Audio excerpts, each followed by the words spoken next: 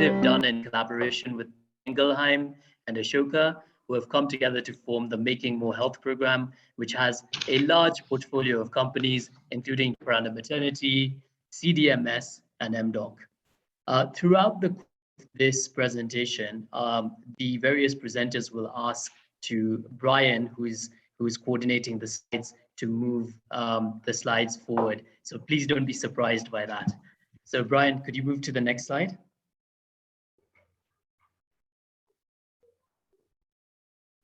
Thank you. I'm the co-facilitator for the evening. My name is Savan Shah, the CEO at Jacaranda Maternity, and it gives me great pleasure to be here. Jacaranda Maternity is a chain of maternity hospitals in Kenya. Our vision is to become the largest chain of hospitals in East Africa, which offers high quality maternal care as its core service at affordable prices to our clients. My colleague to co-facilitate this session is Dr.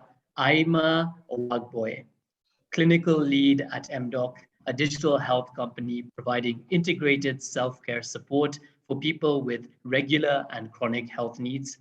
She has a background in obstetrics and gynecology and oversees the MDoc clinical team, which includes health coaches and multidisciplinary teams. By way of an overview of the TeCLA project, the idea stems from the use of tele-education to encourage cross-country and peer-to-peer learning. Innovative tools, Zoom, will help with knowledge sharing and the sharing of best practices in resource-constrained settings. Initially, this initiative began with knowledge sharing around diseases, but now has been expanded to cater to any relevant pertinent topics for healthcare professionals in Africa. At this moment in time, 2 countries spearheaded by MDoc in Nigeria and Jacaranda Maternity and the Chronic Drugs Medical Scheme in Kenya are participating in the pilot with a view to scale this across many more countries in Africa in the future. Brian, next slide, please. The project has already realized success with over 100 spokes registered across Kenya and Nigeria alone. You may find your name across one of the slides right now. Next slide, please. We have an enormous pool of resources that regularly reviews the information being presented, both by way of didactic presentations and case presentations. This pool of resources spans many different fields of specialities and together have accumulated many hundreds of years of experience to tap into. Brian, you can also move to the next. So these are just some of our very many hub experts. Next slide, Brian. And start the process of recording. Before we begin, please note that Project TeCLA leverages the ECHO model. We collect registration, participation, questions, chat, comments, and poll responses for our programs. Your individual data will be kept confidential and handled by authorized personnel. This data may be used for reports, maps, communications, surveys, quality assurance, evaluation, research, and to inform new initiatives. We will share a PDF version of the slides after the session, and I also believe this video will be placed on YouTube for your viewing pleasure. With regards to participation tips, if possible, please have your camera on at all times to improve the level of interaction during this session, as well as to assist with us seeing your lovely faces from across the continent. If you are a speaker, you will be unmuted when you are supposed to speak. If you are not a speaker, but have something to share, please use the raise hand feature on Zoom, which I'm sure many of you have used before. And please feel free to use the chat room for any questions. For any tech support, please feel free to WhatsApp both Mercy and Brian, who are on the numbers written on the deck and who will be able to assist. Just a light request to utilize the chat room to be able to introduce yourself, the number of people using your device, as well as the organization you're from. Thank you. A quick look at the agenda for today. We've already covered welcome, introductions, and guidelines for participants. We will spend a few minutes with the hubs, as well as any words from our partners, Boehringer-Ingelheim and Ashoka, if possible. Following just a knowledge test, we will move to a pre-quick quiz, followed by the didactic presentation on gestational diabetes. There will be a Q&A session, followed by a case presentation, a further Q&A session, then a post-quick quiz to once again test a wrap-up. Next slide, please, Brian. Thanks. A kind reminder to follow us on our social media handles for more information and updates. And before we dive into the pre-quiz, let's have a quick 1-minute intro from each of our hubs and partners. Is it okay if I start with CDMS? And with that, Sam Agutu.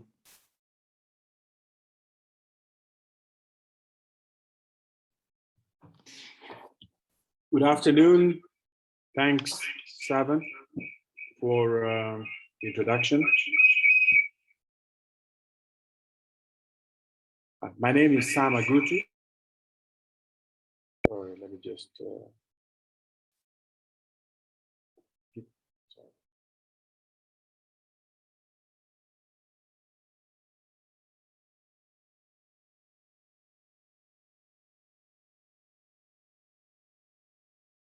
Hi, my name is Sam Agutu, the CEO of CDMS. CDMS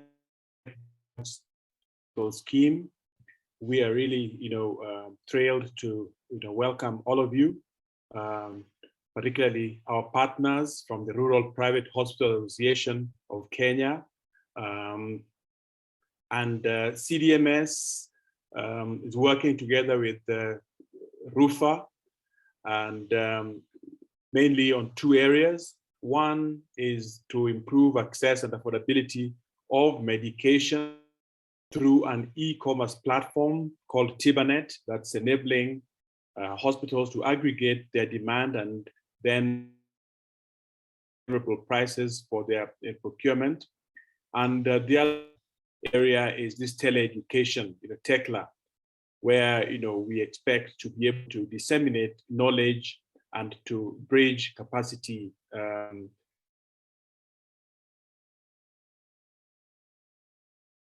and so we look forward to your participation now, and this program will be going on. We'll be able to give you further information about future programs.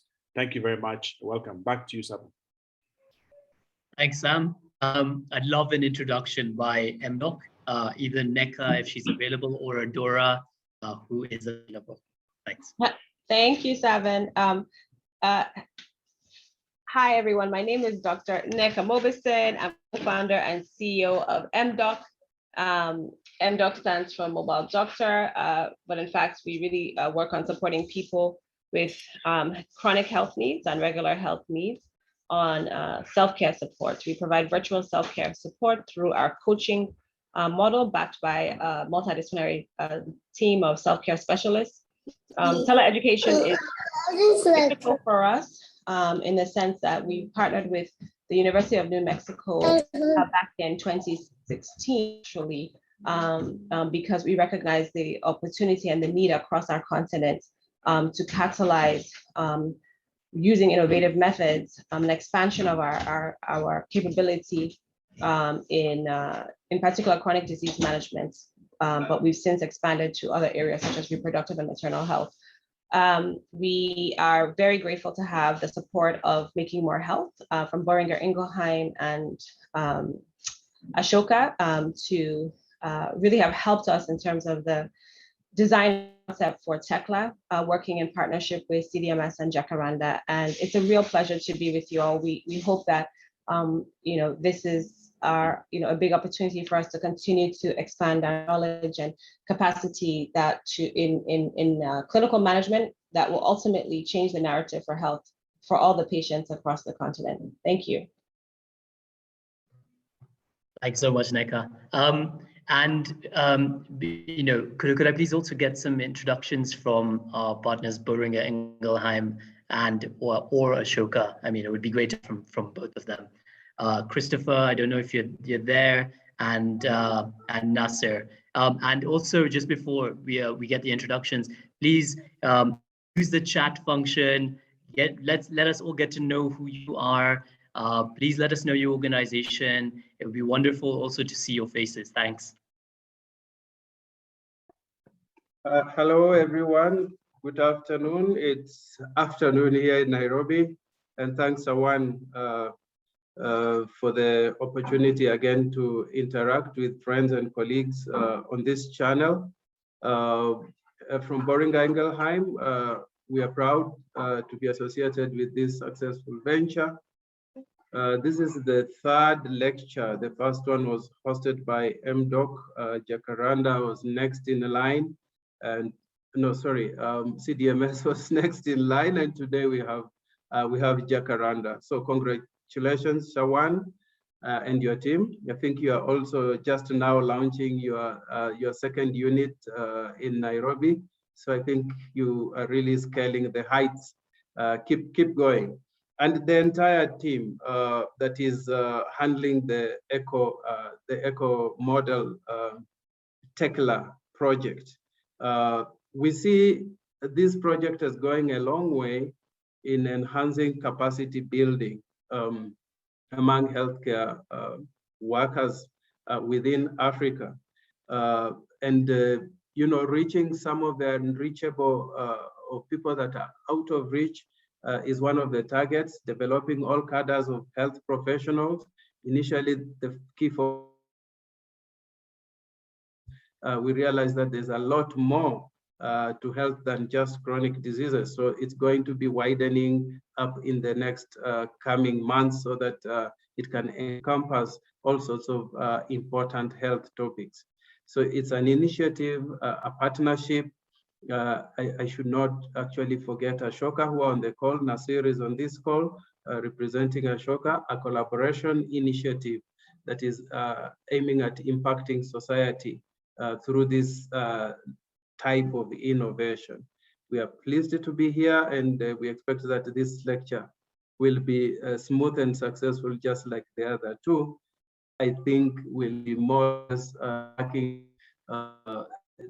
or going towards the end launches, and from there, I expect that we will be taking off, not to look back again. Thank you, and enjoy the presentations. Thanks so much, Christopher. That's great. In the interest of time, maybe it would be worth us moving forward. I hope Nasser doesn't mind. So if we could move to the next slide. Great. So we're going to launch into a pre-quiz. I don't think anybody needs to worry about this. This is a very, very simple sort of kind of test your skills, let people know what this is about, and kind of a level of interaction that is really, really interesting. No prizes for winners, but we're not going to call you out if you get any answers wrong. So, without further ado, it would be great if we could start the quiz, and please feel free to participate. We really, really encourage this. So Brian, could you please start the quiz? Thank you. I hope everyone can see it. I can see 54 people on this session so far.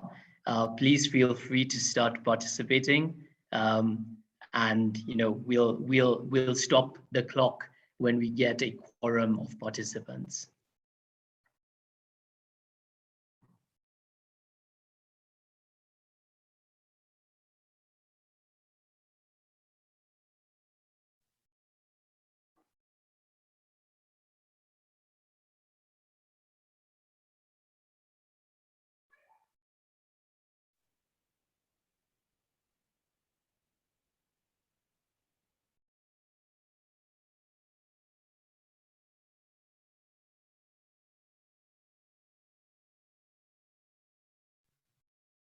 Wonderful. I see one person has participated. I'm sure we can get a lot more answers going, and trust me, this is all anonymous. Nobody will be called out. It's a great way of sort of testing the knowledge base before the session, and then after the didactic presentation and the case presentation. So please feel free to participate. We're ramping up now.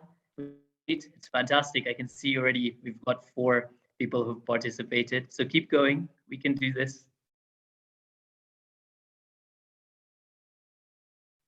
For those joining the call, please, hi, welcome. Please feel free to introduce yourselves on the chat. Let us know where you're from and which organization you're from, and how many people are joining you on the same device as you. And also, please feel free to participate in the pre-quiz, which is anonymous.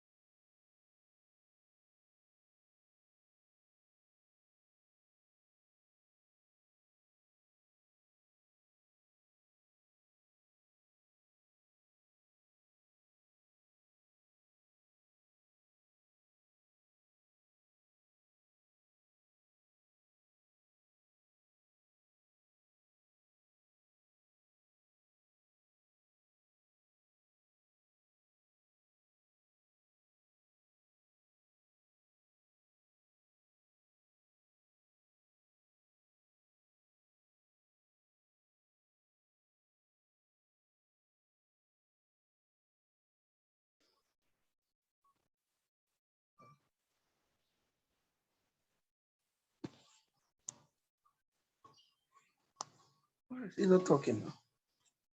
So what did he share the maker here? Again, from the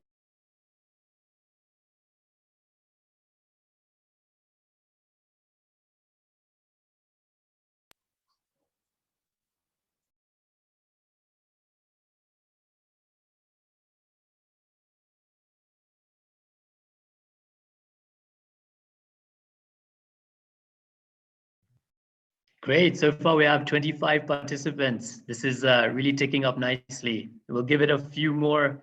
We can give it a few more minutes, and before we then move on. Thank you.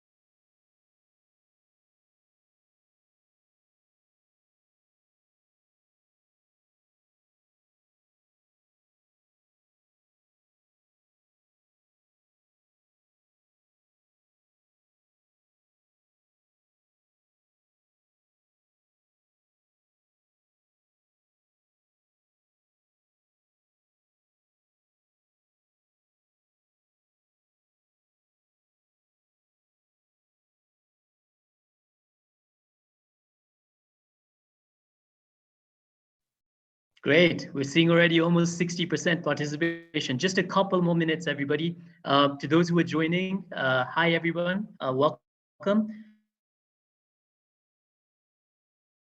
We are in the middle of a wonderful pre-quiz to test your knowledge. Don't worry, please do go ahead and answer it, because the questions and the answers are very, very much anonymous. So you're not going to get any rewards or any demerits for answering correctly or incorrectly. It's just a simple quiz that helps test knowledge, and then we will move on to the next session, which will be the didactic presentation. Thank you.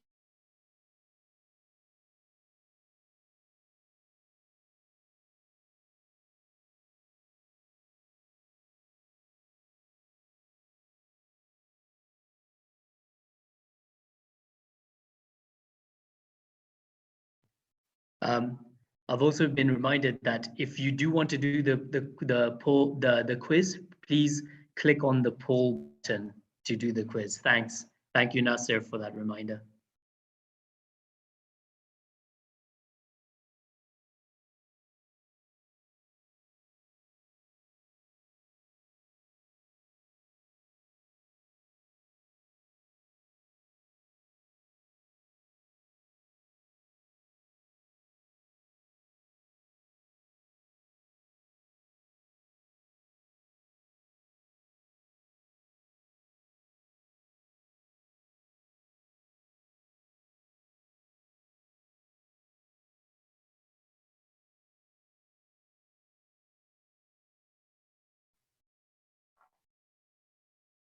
Okay, so let's move on, shall we? Thank you for participating in the pre-quiz. Brian, could you end the pre-quiz?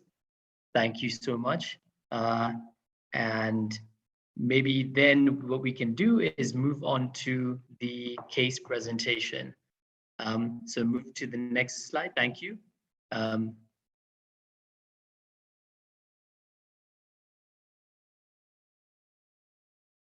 Fantastic. So without further ado, let me introduce you to Dr. Momani Makaya. Dr. Momani is a consultant obstetrician at Jacaranda Maternity. He holds a Bachelor of Medicine and Surgery from the University of Nairobi, a Bachelor of Endoscopy from the European Academy of Gynecological Surgery, and Masters in Medicine from the University of Witwatersrand. I hope I've got that right, in South Africa.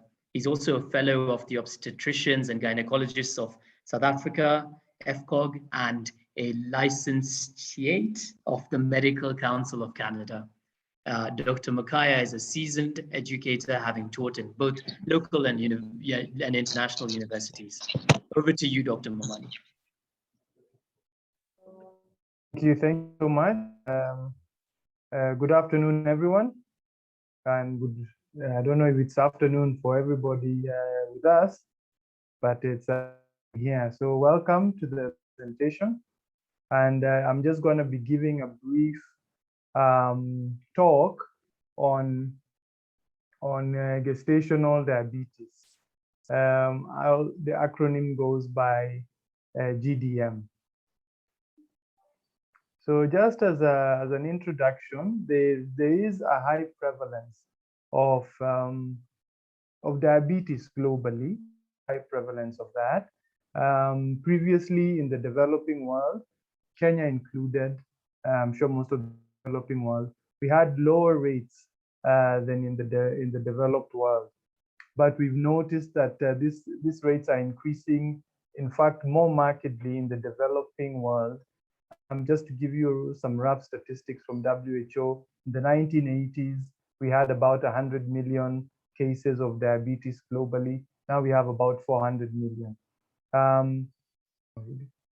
But because of this increase in incidence, it has become quite important that we identify and manage high blood sugar or hyperglycemia. So when it is detected during pregnancy, hyperglycemia or high blood sugar detected during pregnancy is associated with an increased risk for adverse pregnancy outcomes. The most common risks we know are prematurity, macrosomia, which is big babies, preeclampsia, which is blood pressure complications during pregnancy, and even stillbirth. Next. So according to the World Health Organization guidelines, hyperglycemia first detected at any time during pregnancy should be classified into one of the two categories, either diabetes in pregnancy, so that's diabetes mellitus in pregnancy, or gestational diabetes mellitus. So this is a bit of a departure from previous definitions of gestational diabetes, which included both categories in the same umbrella. Of course, obviously, they are not exactly the same presentation.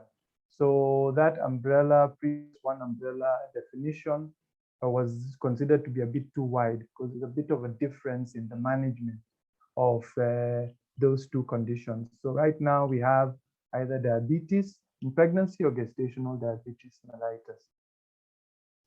So gestational diabetes mellitus, we'll be focusing on the topic of today, is defined as glucose intolerance, which is either first recognized in pregnancy or which starts in pregnancy.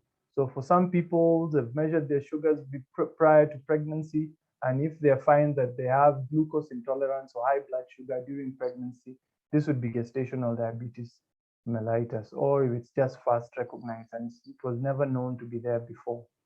So it accounts for majority of the cases of hyperglycemia in pregnancy, approximately 90% of patients with high sugars in pregnancy, blood sugars, would be the gestational diabetes category. Pre-existing type 2 diabetes accounts for the next significant proportion, but it's much less. It's about 8%. And pre-existing type 1 diabetes is the least prevalent, about 2% or so. And we've noticed that women with impaired glucose tolerance before pregnancy, so those who are pre-diabetic, for example, they have a very high risk of developing gestational diabetes once they do fall pregnant. However, gestational diabetes, and this is why it's being distinguished from diabetes in pregnancy, tends to have a rapid reduction of the blood sugar after pregnancy ends. Let's go back. So why does gestational, next slide. Why does gestational diabetes occur? Next slide, please. Next slide. Yeah.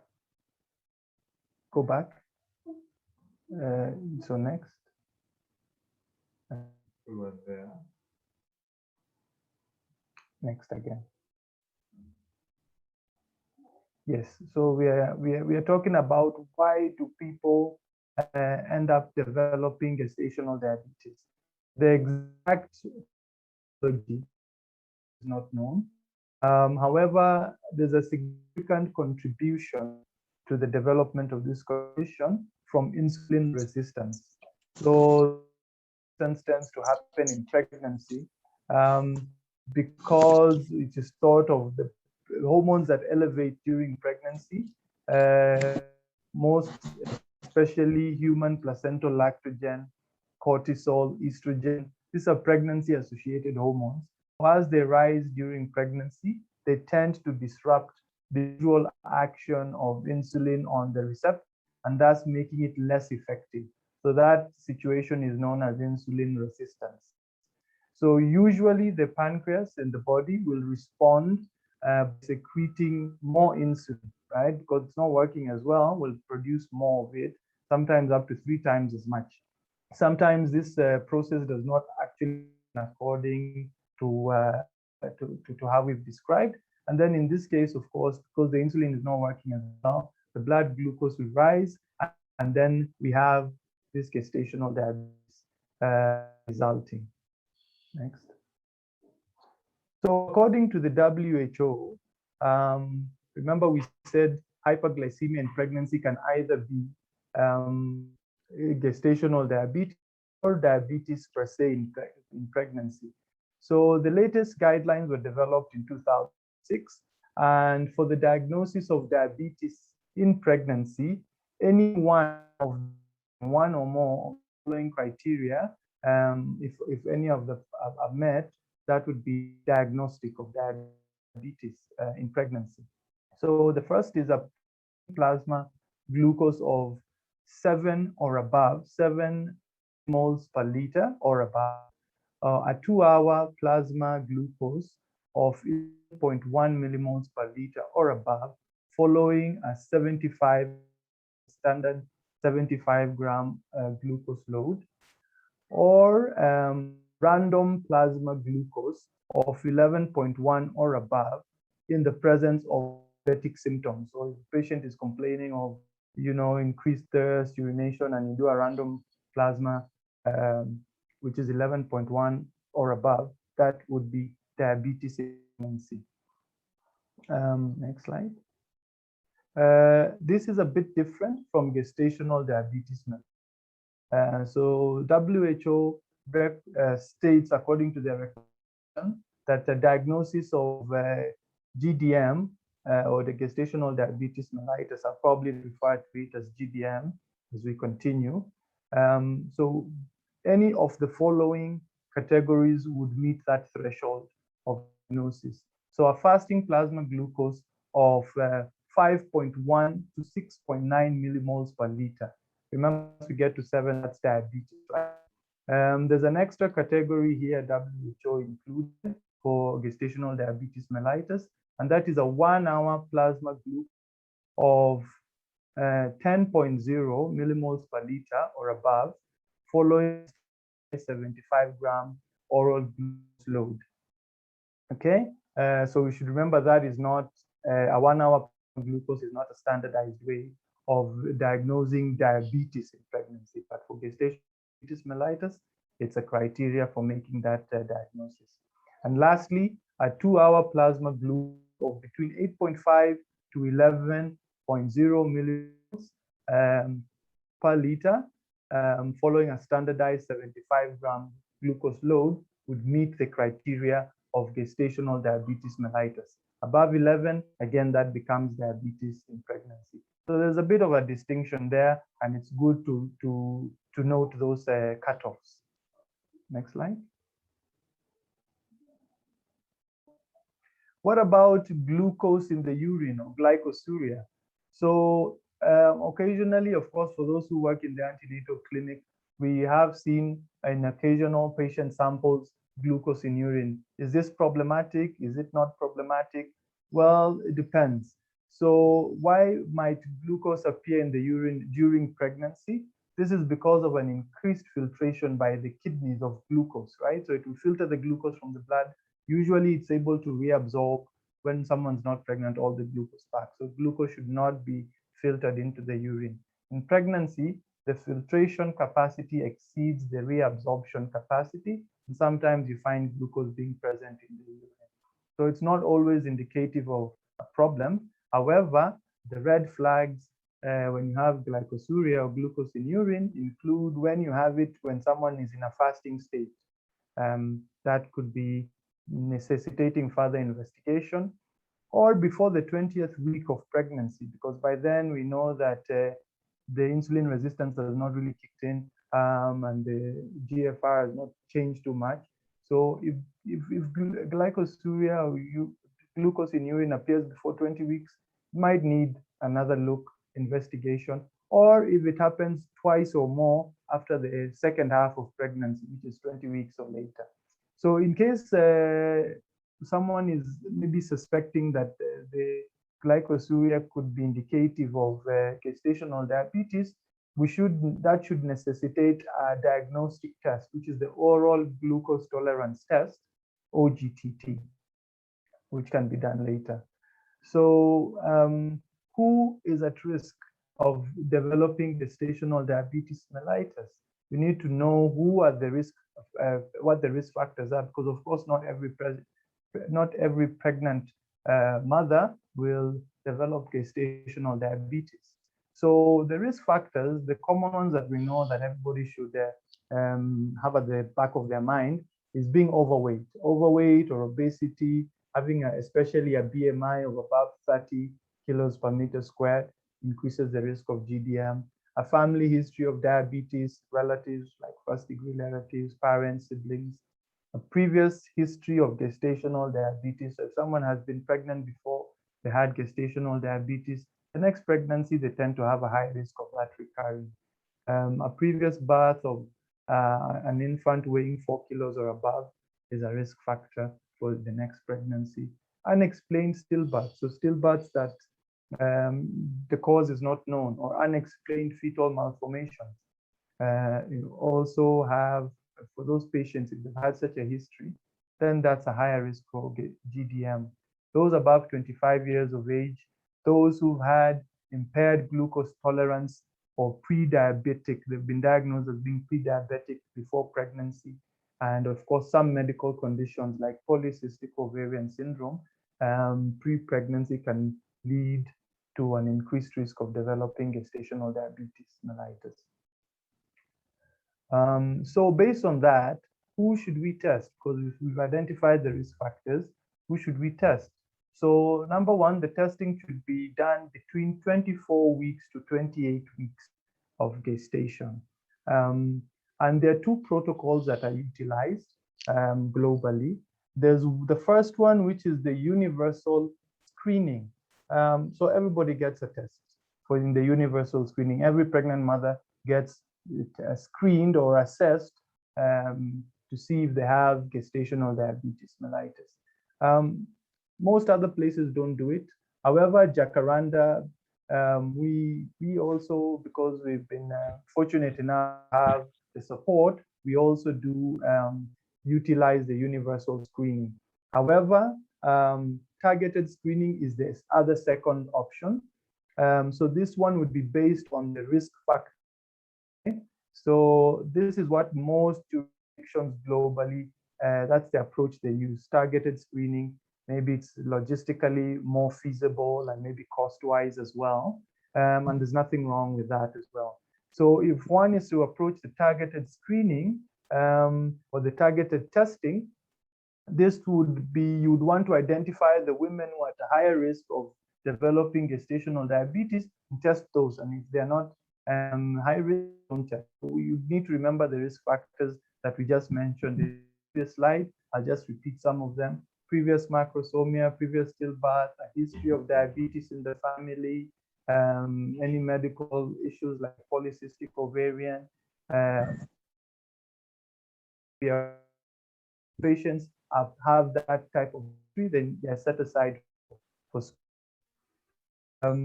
even if someone is diagnosed with gestational diabetes, we need to remember that even if we say that it resolves post-pregnancy, some patients may go on to develop overt diabetes, and they should be again screened after delivery 6 to 13 weeks later.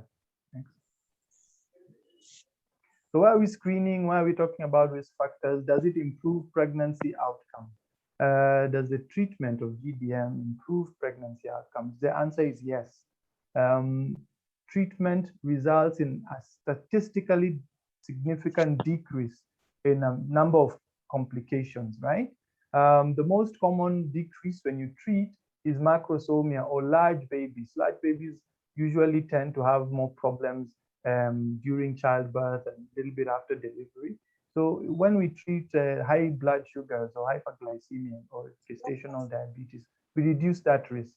We reduce shoulder dystocia, which is a complication during delivery, where the fetus gets stuck and can actually lead to nerve damage or even the fetus dying. Preeclampsia or hypertensive disorders are greatly reduced when we treat GDM. And also there's a reduction in some other complications which I've listed there. Cesarean section rate goes down. Perinatal mortality, which is mortality of either the mother or the baby, goes down when you treat GDM versus when you don't treat. Birth trauma goes down. So there's definitely virtue in identifying and treating these patients to reduce overall complications. Next. And conversely, the risks of poorly managed or undiagnosed gestational diabetes, I've just listed a number of them. Of course, you can see this affects the overall health outlook of both mother and baby. So there's an increased risk of miscarriages, stillbirths when we don't manage high sugars in pregnancy or GDM. Puerperal sepsis, which is infection, they have higher increased rates of that because of the high sugars. There's an increased risk of birth defects or growth restriction of the fetus. There's an increased risk of prematurity. So sometimes you have to deliver babies early because of complications rising in pregnancy because of the high blood sugar. That causes prematurity risk to go up. Respiratory distress in the neonate. Macrosomia, we've already mentioned. Polycythemia, which is increased production of fetal erythropoietin. This comes in association with the hyperglycemic state of the fetus. Okay. Metabolic syndrome in the fetus goes up, as well as neurocognitive development disorders like attention deficit hyperactivity disorder in the newborn, and also cardiovascular risks of that neonate or newborn later in life goes up when the mother had gestational diabetes, which was not properly managed. So as you can see, there's quite a number of complications that can occur, and our aim is to reduce them by treating this condition, identifying it and treating it. Next. So what does the treatment entail? The management of the GDM. So of course, the best time to manage any condition generally that is associated with pregnancy is preconception, before the pregnancy happens.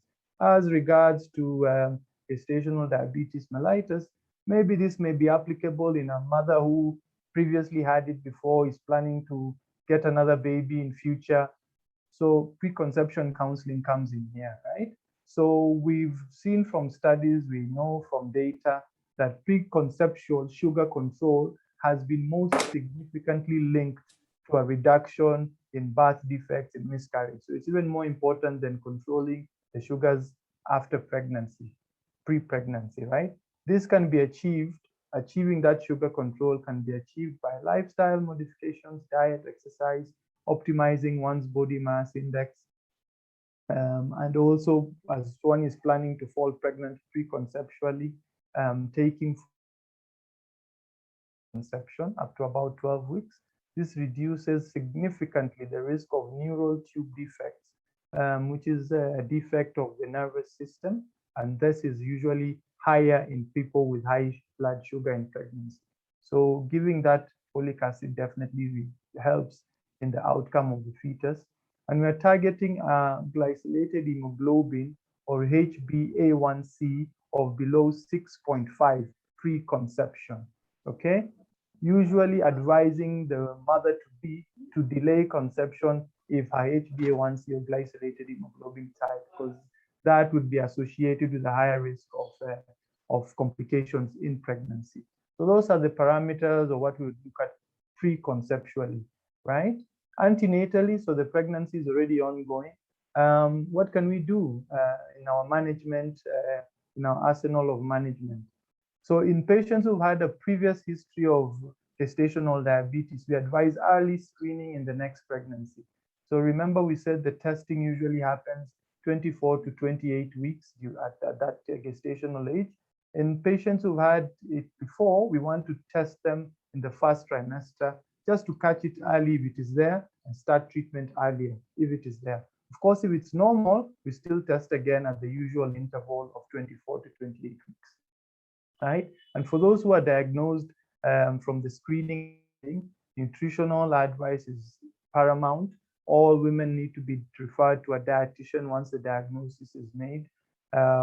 What is the dietitian going to advise them on?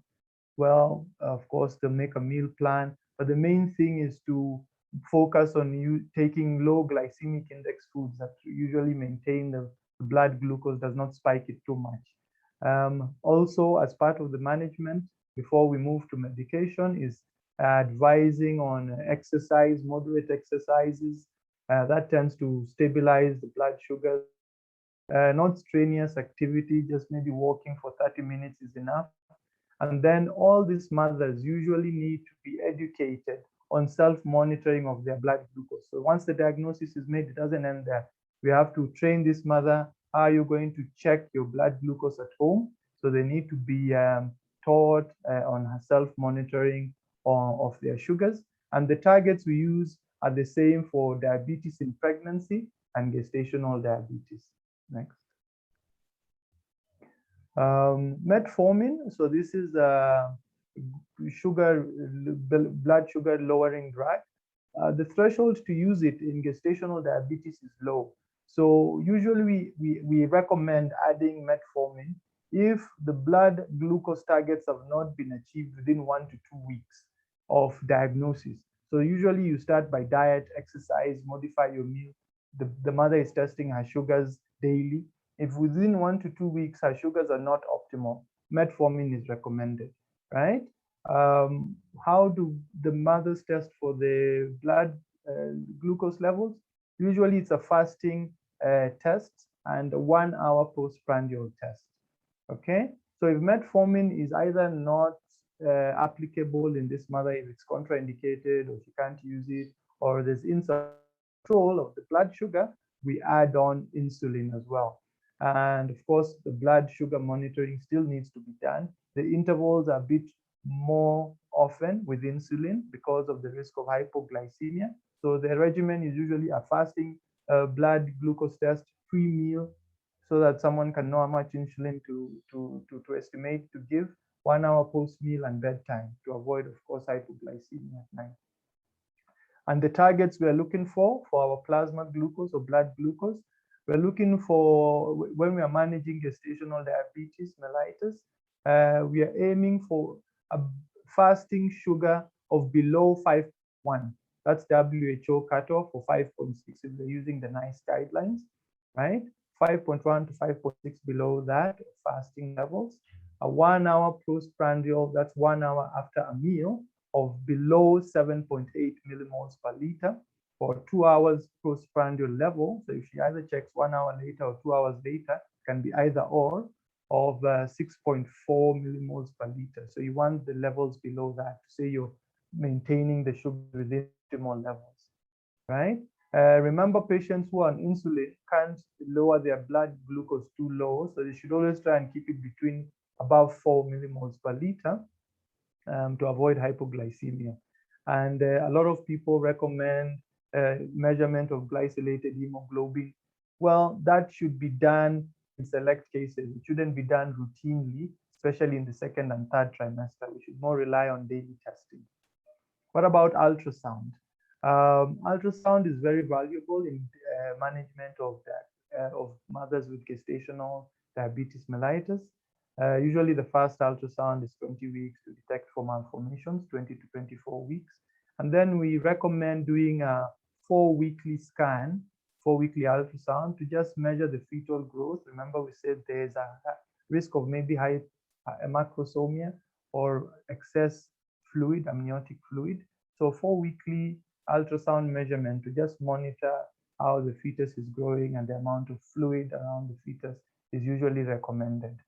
Routine umbilical ultra, Dopplers, non-stress testing, routine profile, which is a form of more detailed ultrasound, is not usually supported routinely, right? For all the gestational diabetic patients, it's not seen that it produces any benefit, right? Unless there's a risk for fetal growth restriction or there's a risk of placental insufficiency, then you can say for such a patient, I want to do further testing, right? Now going on to, that was on the antenatal period, going on to the delivery plan, right, for these mothers. This should have already been discussed and decided on in the antenatal period. However, we have some pointers to note. Delivery of gestational diabetic mothers should happen at 39 weeks or prior, right? Usually there's no reason to extend the pregnancy beyond 39 weeks. 38 weeks actually for pre-existing or diabetes or diabetes in pregnancy, either type 1 or type 2. The target should be no later than 38 weeks of pregnancy. The reason is because the risk of continuing the pregnancy is higher than whatever benefit would be derived by reaching up to term of 40 weeks. So the mother needs to be, of course, counseled on the need for induction, because usually labor is not started by then. Or if they're not optimal for induction, a cesarean section usually is planned. These are our targets when we have optimized this patient during the antenatal period. However, mothers can be delivered earlier than these targets if they have any complications during the pregnancy.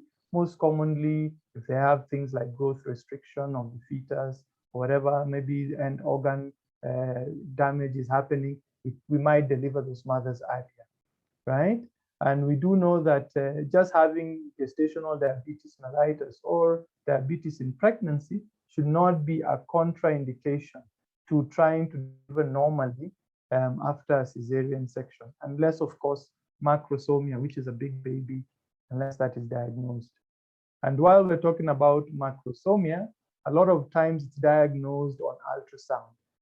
It's a common complication in hyperglycemic states.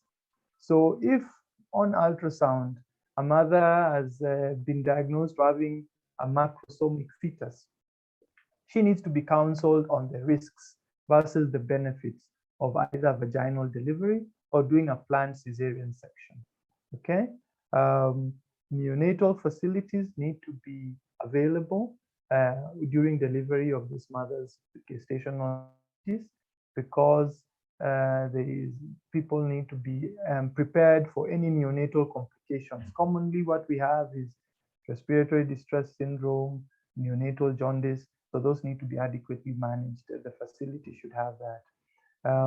Immediately post-delivery, gestational diabetic mothers should stop glucose lowering therapy. If they were taking it, they should stop, because remember we said that the gestational diabetes tends to normalize after delivery, right? However, we should schedule them for a fasting plasma glucose assessment or a standardized oral glucose tolerance test 6 to 13 weeks after delivery, just to exclude any ongoing diabetic state that they may be having. In substitute of a fasting plasma glucose, we can also offer a glycolated hemoglobin test at about 13 weeks postpartum, just to rule out, ongoing diabetes. Okay, so our targets of glycolated hemoglobin should be below 5.7%. Impaired glucose tolerance is anywhere between 5.7 to 6.4%, and diabetes would be associated with a glycolated hemoglobin of above 6.4. Now still on delivery, touching on the effects of the newborn. So one of the most common complications is neonatal hypoglycemia. Okay, so in facilities that are delivering mothers, of course, with gestational diabetes or diabetes in pregnancy, those facilities usually need to, have a standardized way of detecting and managing neonatal hypoglycemia. So usually there should be a protocol in place that everybody can refer to. There should be validated testing equipment for neonates, right? For neonates, to either a ward-based glucose electrode or lab analysis equipment to check for neonatal glucose levels.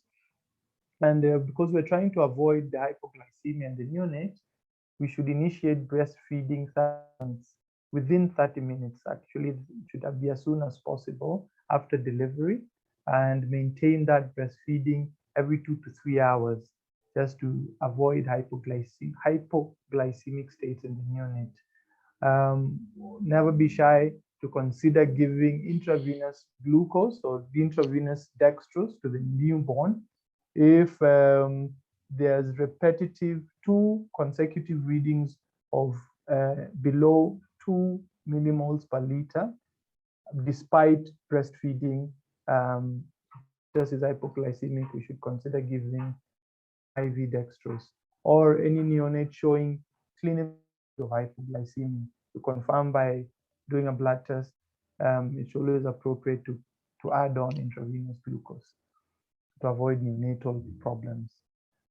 These are my references that I used to prepare my presentation: the WHO and the NICE guidelines, as well as the comprehensive care manual that is used by the next. And I believe that's it. Thank you for your patience. And yes, that's the end of the presentation. Thank you, Dr. Mukaya, for the awesome presentation. Very, very explanatory. It was wonderful. Thank you.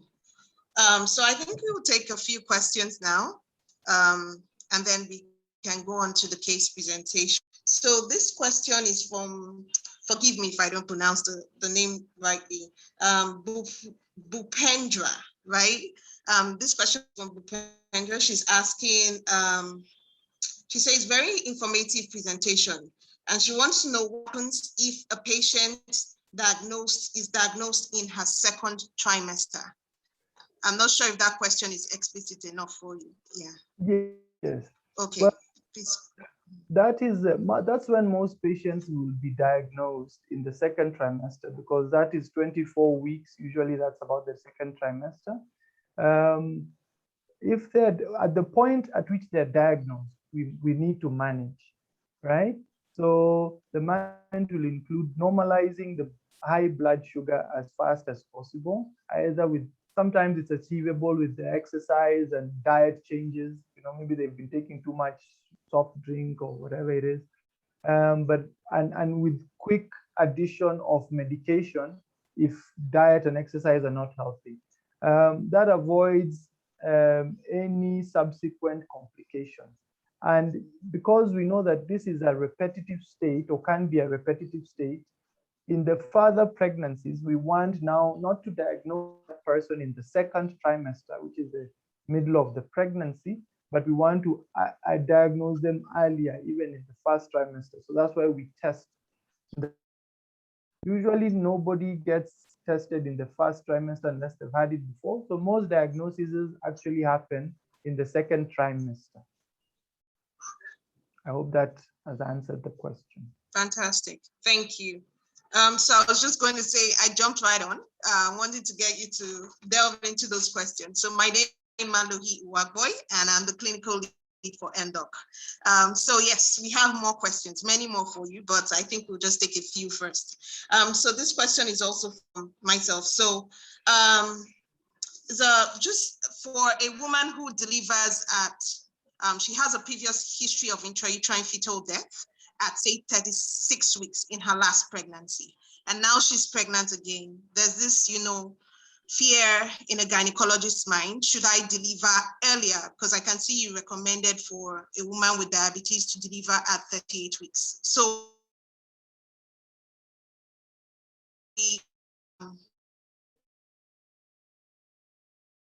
So those targets, when we have no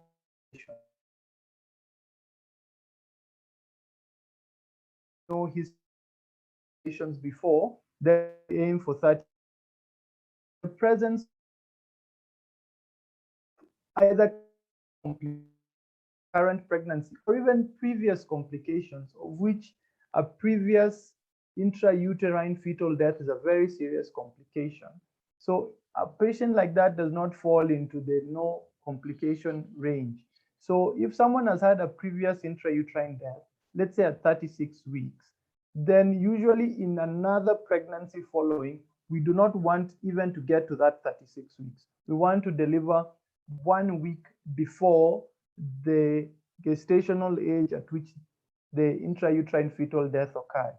So in this case, if someone had had an intrauterine death at 36 weeks prior, then the next pregnancy, you do not want even to reach up to 6 weeks. You don't know why the one demise at 36 weeks.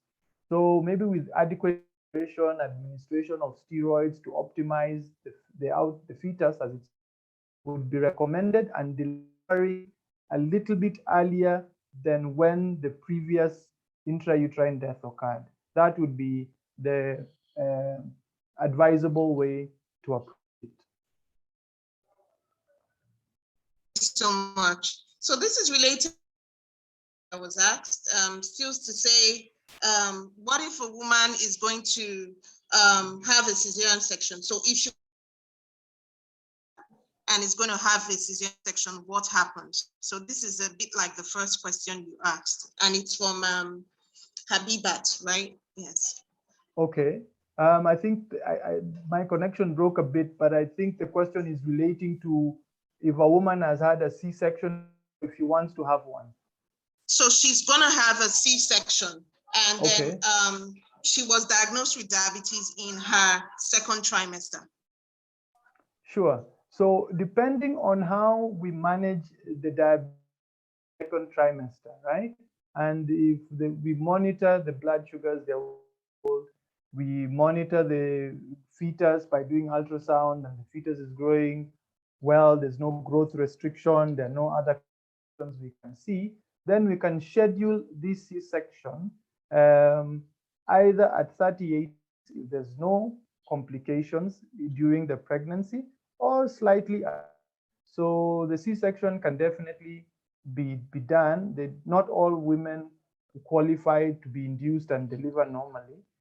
So it's very appropriate to organize that C-section either at 38 weeks or a little bit early, the specific clinical situation of that mother. Awesome. Yeah. Awesome. Yeah. We can take one or two more. So this question is from Julius from Jacaranda Maternity, asking if a mother is diagnosed with GDM and this progresses to diabetes mellitus, would this affect the fetus? And when born, would this increase of having this baby being diabetic later in life? So once. Okay. Well, there has been a causative association between. Remember, we said when we are looking at pregnant mothers and we're trying to decide are they at high risk of gestational diabetes. One of the questions we ask is, do you have a family history of diabetes?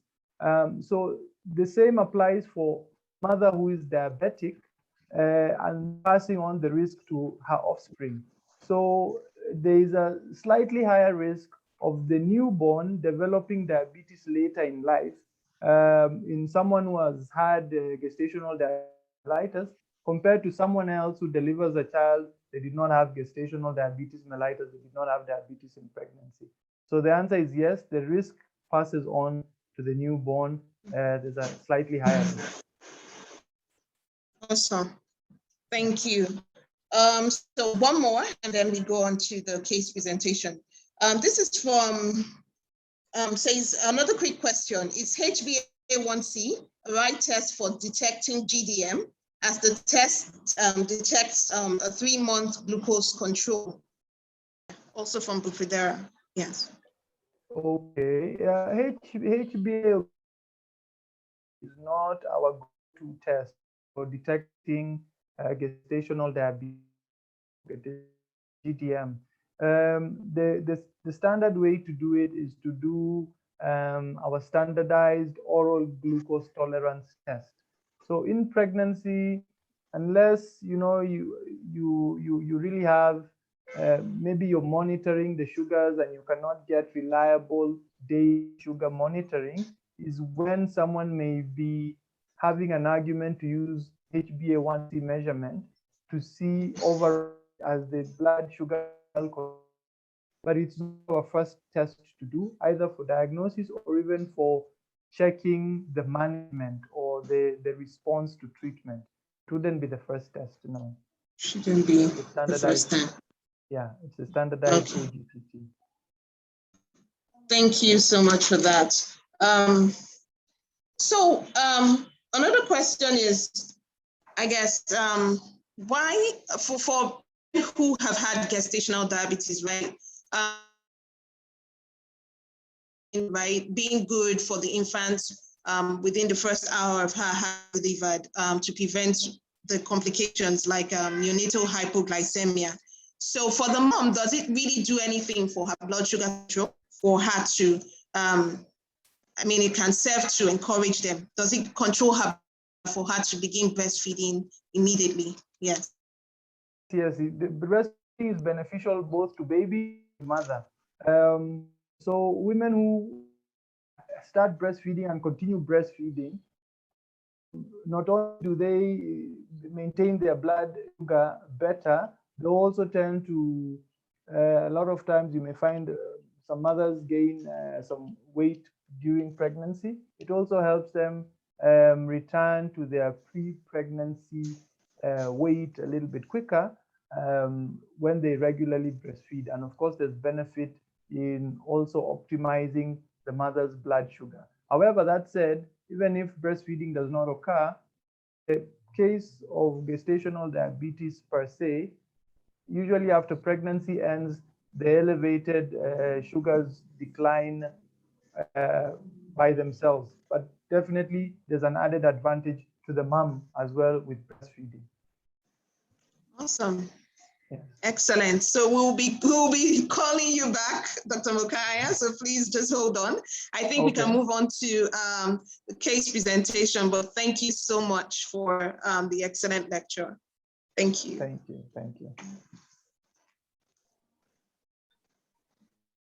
Have the case presentation.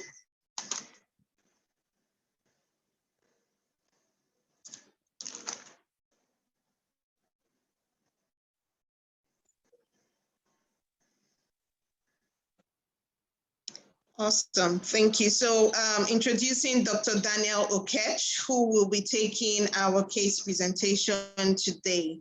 Dr. Daniel, if you're on, over to you. Thank you. Good afternoon, everyone. Afternoon. I'll be taking you through a presentation. Next. Our patient was Miss W.E., a 34-year-old, para 1 + 3 gravida 4, who presented at 36 weeks of and 2 days. Next slide. Her presenting complaints were polyuria, polydipsia, and she perceived reduced fetal movements for up to 3 days. Her OBS-GYN history, she's a +2, gravida 4, started her menarche at 14 years. Family plan, there was of combined contraceptives, TC and urinalysis were all normal. OBS history, as she had a miscarriage 2013, cause was unknown, it was at 18 weeks of gestation. In 2014, at 32 weeks of gestation, she had an intrauterine fetal demise, secondary to preeclampsia with severe features. Third miscarriage was in 2016. At this time, she was at 22 weeks of gestation, and the cause was queried gestational diabetes mellitus and preeclampsia. Family social history and past medical history. There's a prior history of admission secondary to preeclampsia, no known food or drug allergies. Maternal uncle was known to have overt diabetes mellitus. There's no other history of chronic illness in her family. NC visit in this pregnancy. Her first visit was at 9 weeks of gestation. Random blood sugar was 4.7 millimoles per liter with blood pressure of 4. An ultrasound was done then that revealed a single live intrauterine pregnancy at 9 weeks of gestation. A second visit was at 15 weeks gestation. Blood sugar was 5.3, blood pressure was 129/73. Anomaly scan showed normal findings. A third visit was at 25 weeks of gestation. At this point is when her sugars were noted to be high at 12.6 millimoles per liter, and blood pressure was 126/89. Estimated fetal weight was 2456 grams with normal head circumference. Due of the high sugar, she was initiated on metformin 500 milligrams BD and referred to a diabetologist, nutritionist for review within 1 week. And on examination, her vitals, her blood pressure was 131/83, pulse rate of 80, rest rate of 16, SpO2 was 97, temperature was 36. She was not pale, not jaundiced. On the CNS, she had photophobia. CVS was normal. Upper abdomen, she was at 36 of gestation with polyhydramnios was noted. Lie was longitudinal, presentation encephalic. First fetal at 23 beats per minute. Second was normal at 136 beats per minute. So summary, this was Mrs. W.E. para 1 + 2 gravida 4, who presented at 36 weeks of gestation with symptoms of gestational diabetes and reported reduced fetal movements. So in her stay, we were able to do some investigations that included full hemogram. White blood cells was at 6, HbO 11, platelets were reduced at 1, species were normal, random blood sugar 9.7, HbA1c was 7.3 high, NST done was reactive, and the physical profile was 8/8. Estimated fetal weight was 3572 grams.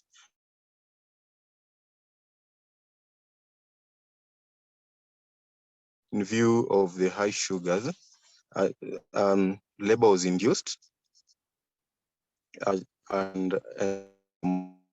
postpartum. So next slide. The outcome was labor progressed well after induction. We had a live female infant, 3720 grams, with a random blood sugar of the neonate was 3. So our postpartum plan was to encourage her to breastfeed, which is beneficial to the mother and baby. To the mother, why? Because breastfeeding has been known to increase glucose metabolism, and that will reduce chances of developing diabetes. She was to come follow-up clinics. We had to check her blood sugar levels and make sure they're within the WHO regime, then a diet and lifestyle modification. And we also referred her to a diabetologist as well. Any question?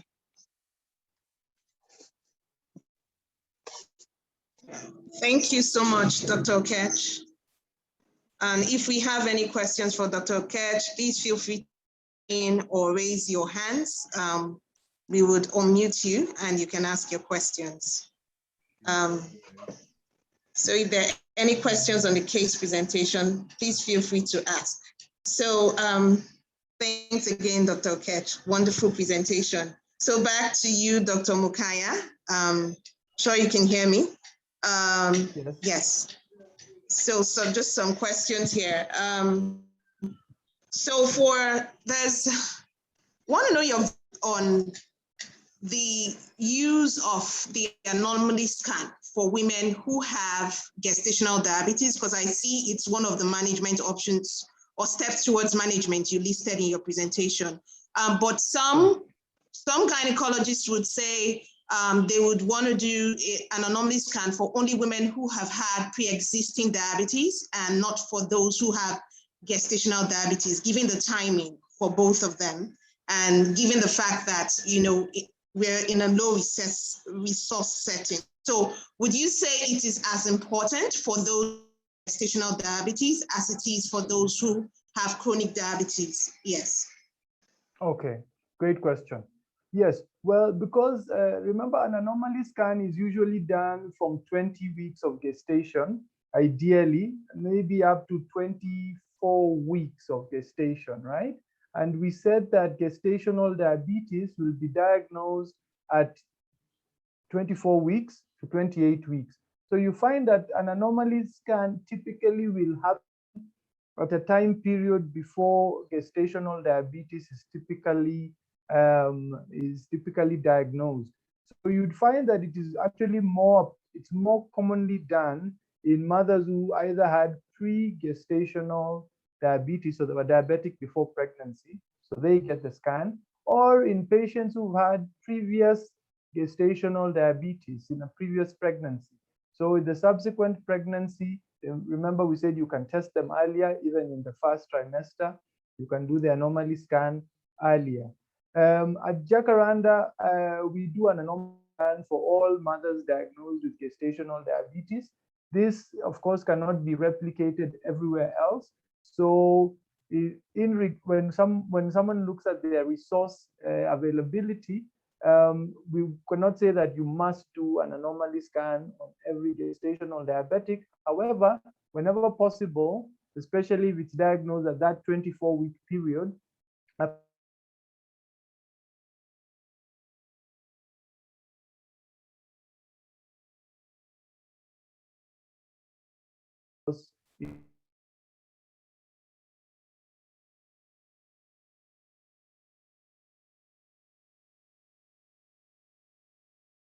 Thank you. To hear your take on prophylactic cesarean sections for big babies. So for a woman who you've done a scan in pregnancy and you can see that, well, not yet kilograms, but probably you did it at 36 weeks and she was 3.8, right?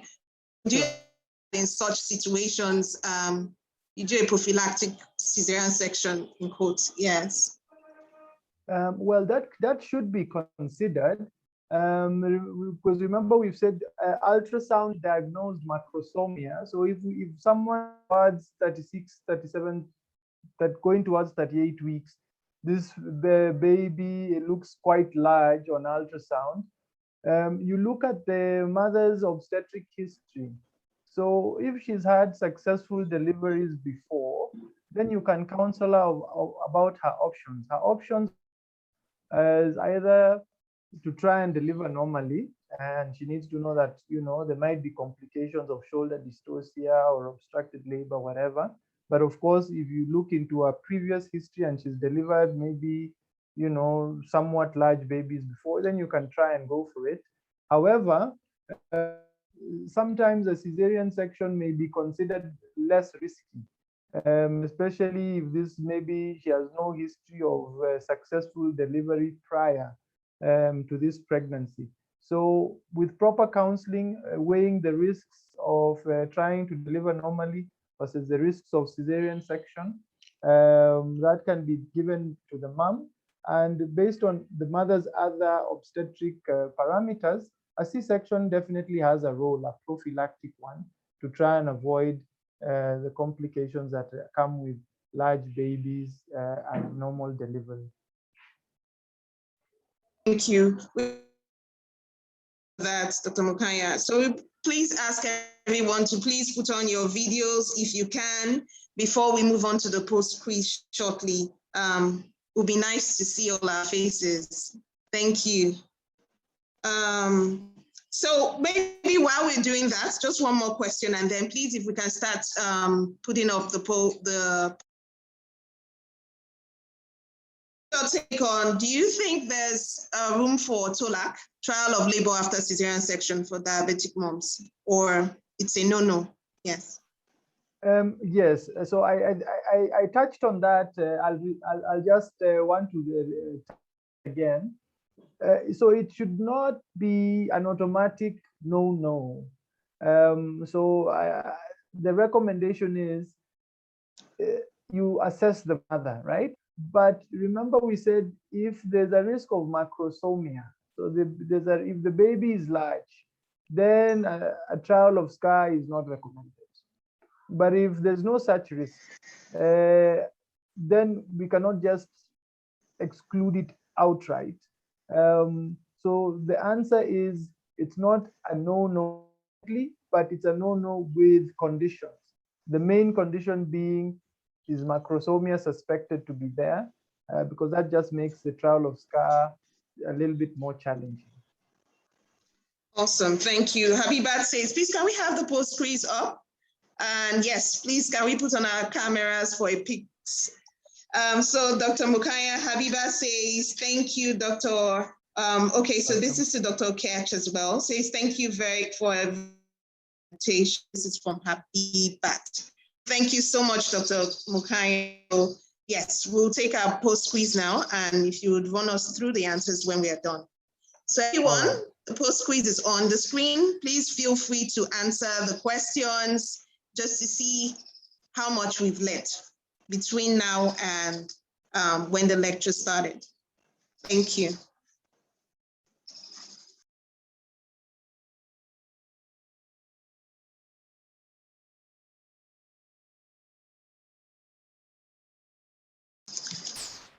So please feel free to tick your answers and move on to the next, and you submit right at the end.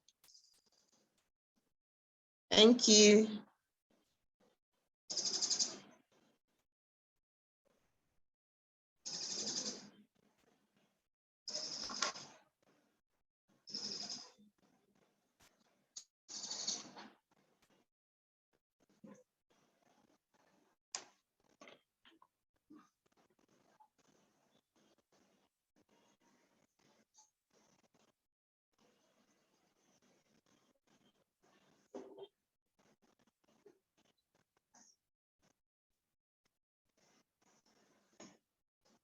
Awesome. Some of us have started taking the quiz questions. Thank you.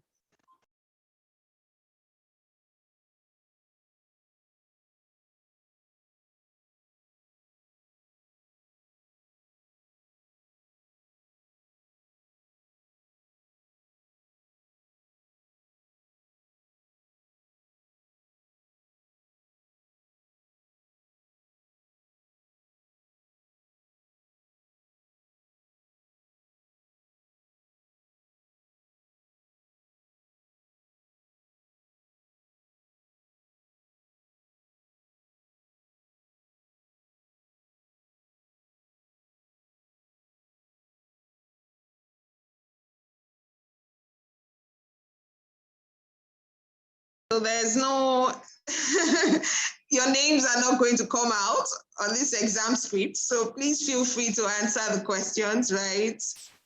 Just to test your own knowledge when the answers actually are shared. Yeah.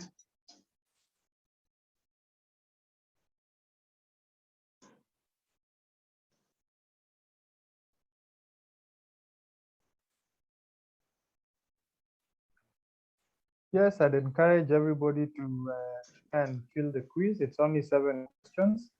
They're not trick questions, very straightforward, right from what we've shared. So please give it a try.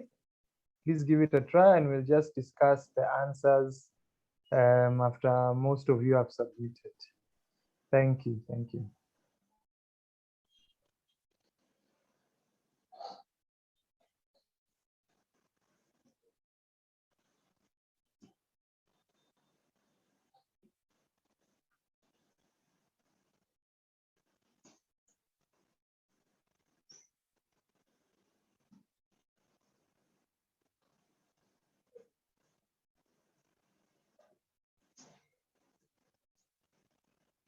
Okay, some few minutes more. So in our answers, in the interest of time, Dr. Mukaya will be sharing the answers shortly.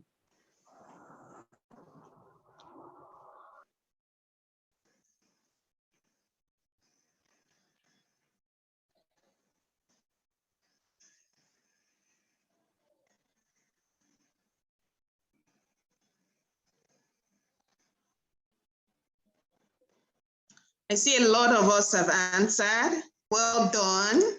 You're doing Thank you.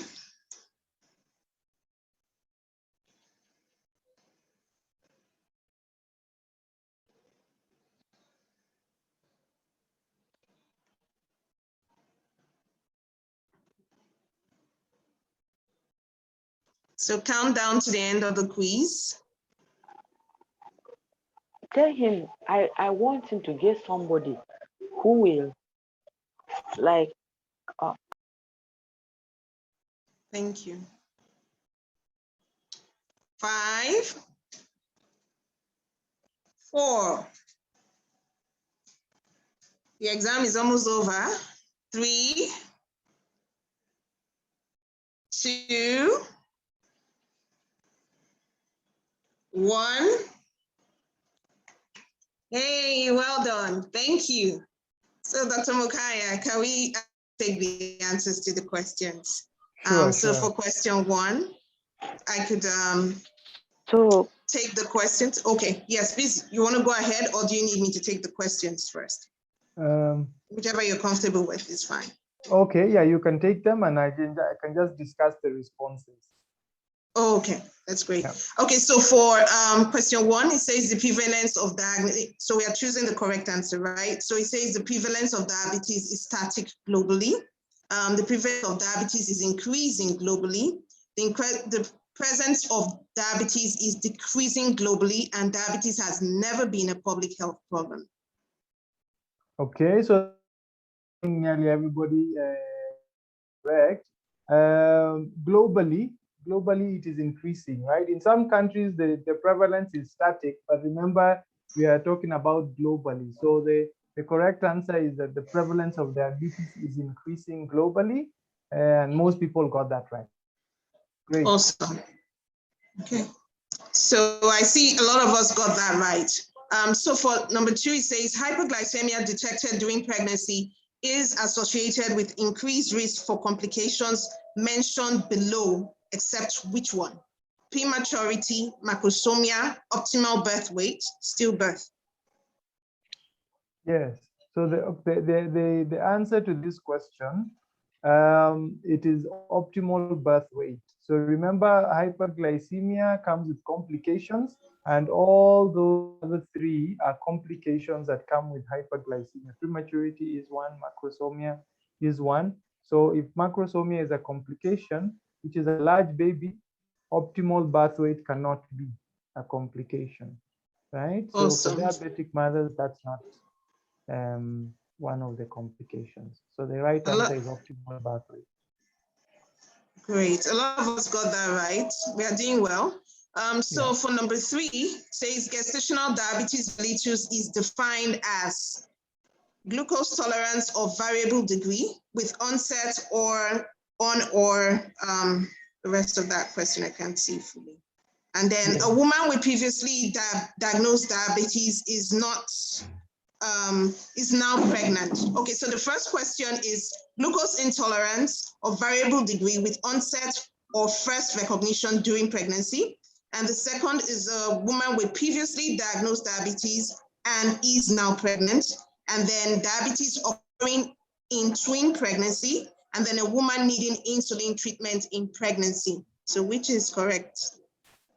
So the correct answer there for gestational diabetes is glucose intolerance with onset during pregnancy or first detected during pregnancy. Most people got that right. Some chose the second answer, which is a woman with previously diagnosed diabetes is now pregnant. That would not be gestational diabetes, but diabetes in pregnancy. So when we go back to introduction, we have those two distinctions. Awesome. Most people got that right. So number 4 says, which of the following is the diagnosis of diabetes in pregnancy? Fasting plasma glucose of greater than or equal to 5.1, fasting plasma glucose of greater than 7.0, 2-hour plasma glucose of greater than 8.5, and or a random plasma glucose of greater than 14.1. Okay, so this one was a little bit more tricky. I can see, but most people got the answer right, which is a fasting plasma glucose of 7, a fasting plasma glucose, fasting plasma glucose, of above 7. So if we go back to the question, it's asking about a diagnosis of diabetes in pregnancy, right? Not gestational diabetes. So for diabetes in pregnancy, our cutoff level is 7 millimoles per liter and above for fasting sugar. A lot of people I can see chose a 2-hour plasma glucose of equal to 8.5 or above. For diabetes, remember our cutoff is 11.1, right? So it can be a little bit confusing between gestational diabetes and diabetes, but that is why I put this question here so that we can distinguish between the two. It was a little bit of a tricky question. The right answer is a fasting plasma glucose of 7 and above. Okay, thank you. So what are the known risk factors of gestational diabetes? Avoiding high glycemic index foods in pregnancy, 5 years, overweight or obese, and then first pregnancy. Okay, most people got that answer right. So Yes. One of the common risk factors is being overweight and obese. The others reduce the risk. Awesome. So treatment of gestational diabetes results in reduction of which of the following? Perinatal mortality, cesarean section, neonatal intensive care admission, birth trauma. And whichever answer you chose is correct, because treatment of gestational diabetes will reduction of all those choices. So all answers are correct. Awesome. Okay, during delivery of a patient with gestational diabetes, which is correct? Gestational diabetes should not be considered a contraindication to vaginal birth after a previous cesarean section, unless macrosomia is suspected. Neonatal facilities should be available to manage any neonatal complications. Monitoring of neonatal hypoglycemia should be performed, and gestational diabetes patients should stop blood glucose lowering therapy immediately. Okay. So again, this question also had all the options correct. Just touching on the question that was asked before, is that gestational diabetes by itself per se should not be a contraindication to vaginal birth after cesarean, unless of course we suspect macrosomia. All the other options are also correct. Thank you so much, Dr. Makaya. Welcome. Thank you. Okay, so now we're squeezed. Thank you for your time. I know we are a bit over time. So are there any post slides? If we can have them up, otherwise.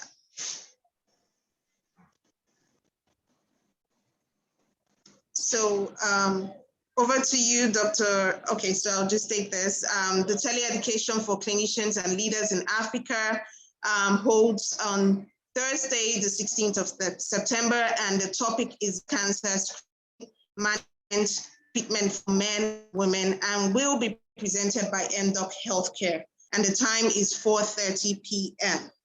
So Savan, so please, yes, feel free to share with us what topics you want us to address. You can put them in the chat before this is over, and we will definitely be up in next sessions. Thank you so much. Savan, I don't know if my Savan is here. So these are our social media handles up on your screen, and you can look on any of them to see what CDMS, Jacaranda Maternity, or MDoc is up to. I can see the chat. We are putting in the topics we would like. Thank you so much. And I want to say thank you to everyone for coming. Thank you to Dr. Mokaya for taking us through. And if we can all unmute to say thank you to Dr. Mokaya. And Thank you, Dr. say, Mokaya. Thank you so much, Mr. Mokaya. Very much. Thank you, Dr. Mokaya. Thank you. Thank you, everybody. Thank you. Thank you. And the slides will be sent for this lecture. Okay, will be sent via email. Thank you so much, everyone.